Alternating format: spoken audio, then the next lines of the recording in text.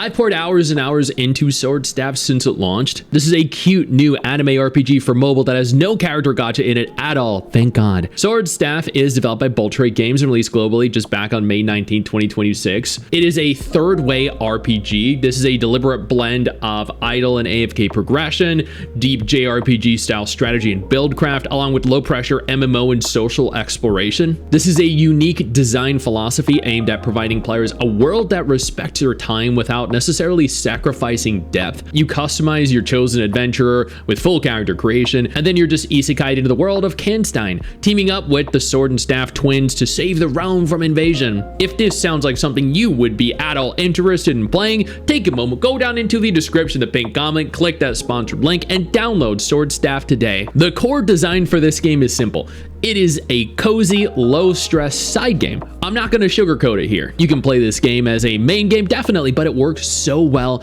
as a side game that you play every day while watching TV, while on the toilet, while working out.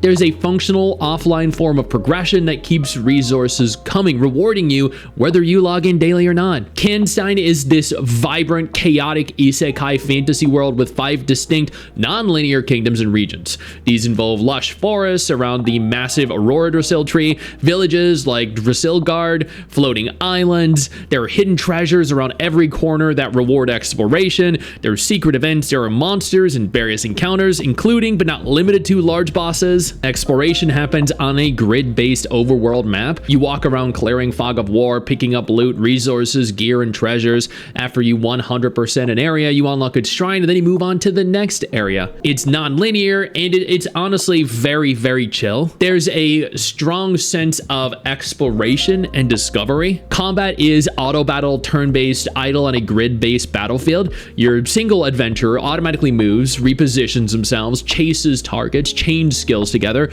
You equip 4 different active skills and techniques, along with 4 passives. The character intelligently combos them in sequence based on your setup.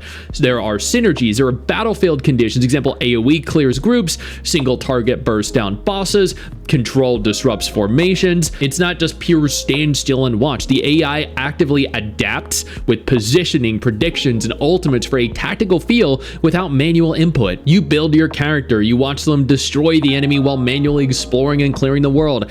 There seem to be elemental interactions. As an example here, fire melts ice, etc. Weapons like swords, staves, hammers tie into ice, fire, water. There's skill sequencing and synergies, class-specific playstyles such as DPS, burst, tanky defense, support, and summon. Hybrid battles are very tactical. The initial setup matters a lot, but execution is automated. It's relaxing, yet it's rewarding for build crafters.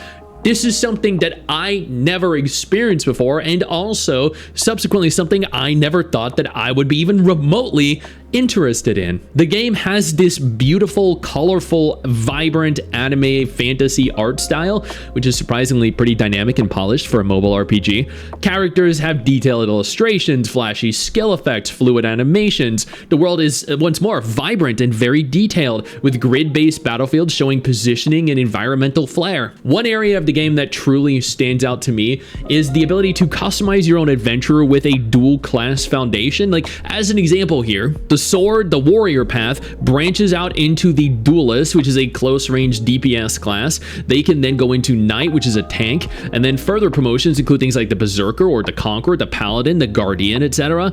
Then the staff, the mage path, branches into the sorcerer, which is a huge AoE nuker, the sage, which is support, healer, summoner, and then further into things like the archmage, the destroyer, the arcanist, the controller, etc. You can switch classes completely free. Builds are highly customizable via skills, which opens up a lot of individual class identity and diversity. Companions or story allies, including the Sword and Staff twins, you unlock, you level with gifts, and you use them for passive stat boosts or synergy. They fight alongside you in some content as well. Once more, something I truly appreciate about this game is that there's no traditional summon waifus as party members gacha function. It's a self-insert focus game with your customizable hero as the character. Since we're on the topic of gacha though, the gacha in this game is unique and skill focused rather than character heavy. You pull for skills, you do not pull for heroes. It's very free to play friendly, especially at launch, with 500 to 650 plus free summons for events and missions.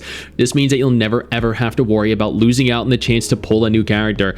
It also has some light MMO social features such as guilds. These provide things like buffs, gardening, animal care, shared activities. There are co-op dungeons and raids with matchmaking. There are field bosses where you help other players with trials. There are multiple avenues here with which to pursue, and these make for some great casual play sessions with friends or completely solo. Then we have the story. It is surprisingly engaging, very entertaining. I went in not really expecting a whole lot, but after playing for several hours, I was relatively intrigued. I wanted to learn more. There were an abundance of different characters, a lot of different personality types. The story was completely dubbed in English, and from what I got to experience, there was full voice acting present. There were some dark moments. There was a lot of lighthearted moments. It is very humorous. It is kind of slice of life-ish, I think. I don't think the story is necessarily overwhelming. They implement it sequentially. You spend 10, 15, 20 minutes exploring the world. You make it to a new town. You make it to a new boss. There's a little bit of story there and gives you ample opportunity to explore everything else while enjoying little bits of story here and there.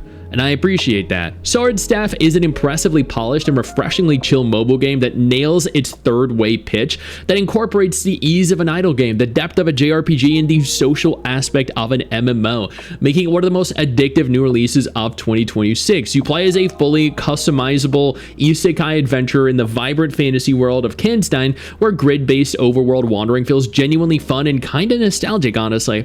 The auto battles make use of smart skill sequencing, elemental synergies, class switches between sword and staff paths, and the gacha is definitely skill focused rather than waifu collecting, with absurdly generous free-to-play rewards at launch that let free players experiment endlessly without feeling gated. The colorful anime visuals pop with fluid animations and flashy effects. Sure, the overworld can feel repetitive after a while, and sometimes you'll spend a little too much time running back and forth because you miss something small that prevents you from 100%ing an area. But overall, I think this game is a standout hybrid that is perfect for anyone that wants some solid strategy in a casual package. Once more, if this looks like something that you would be interested in playing, go down, click that link, download the game, and join tens, hundreds of thousands of us all around the world. I know you think that you just hit the end of the video, and technically, yeah, you have. And I know your first reaction is to close out of it at this juncture, but don't. No, instead, I urge you to take a moment here